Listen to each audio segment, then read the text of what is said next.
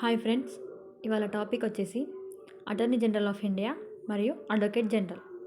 Attorney general of India గురించి కాన్స్టిట్యూషన్లోని article 76 తెలుపుతుంది. అదేవిధంగా అడ్వకేట్ జనరల్ గురించి 165 ఆర్టికల్ తెలుపుతుంది. ఇవి రెండు రాజ్యాంగబద్ధమైన పదవులు. అయితే అటార్నీ జనరల్ ఆఫ్ ఇండియాకి ఉండాల్సిన క్వాలిఫికేషన్ ఏంటిది అని అంటే, సేమ్ యాజ్ సుప్రీంకోర్టు జడ్జెస్కి ఎలాంటి అర్హతలు అయితే ఉంటాయో అటార్నీ జనరల్ ఆఫ్ ఇండియా కూడా అవే అర్హతలు ఉండాలి.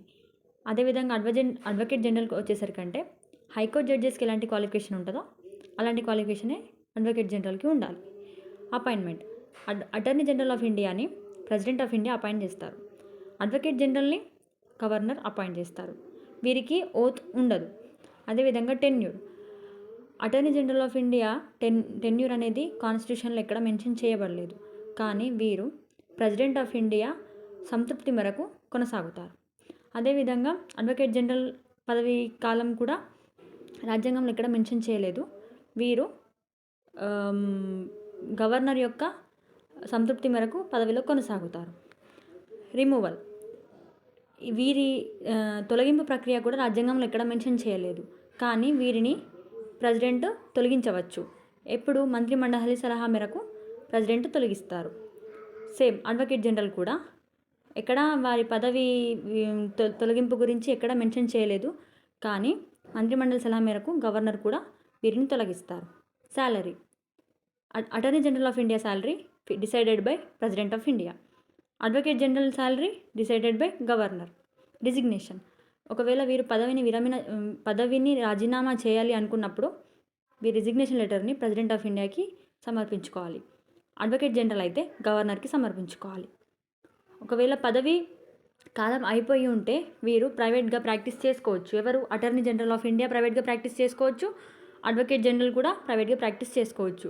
ఎందుకు అంటే వీళ్ళు గవర్నమెంట్ సర్వెంట్స్ కారు. సో వీళ్ళు ప్రైవేట్గా ప్రాక్టీస్ చేసుకోవచ్చు. బట్ గవర్నమెంట్కి అగెనెస్ట్గా ఎలాంటి పనులు చేయరాదు. అటార్నీ జనరల్ అయినా అడ్వకేట్ జనరల్ అయినా సేమ్. మరియు వీరికి ప్రత్యేకతలు ఉన్నాయి.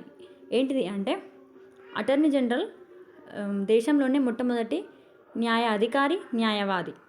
అదేవిధంగా రాష్ట్రపతి యాజ్ పర్ ఆర్టికల్ 143 ప్రకారం సుప్రీంకోర్టుని ఏదైనా సలహా కోరితే అటార్నీ జనరల్ ఆఫ్ ఇండియా ద్వారానే కోరుతారు.